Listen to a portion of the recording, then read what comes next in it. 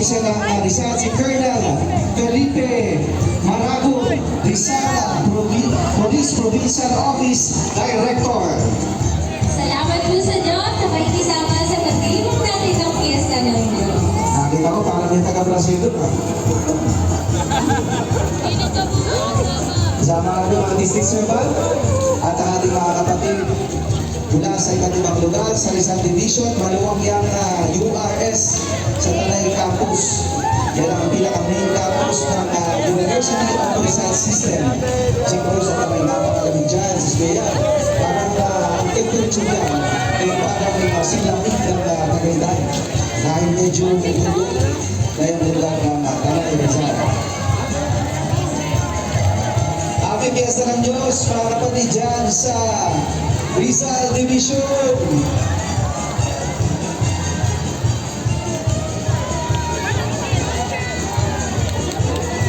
Sunod-sunod naman po. Sa isa na naman lugar. Mula po sa Eastern Rizal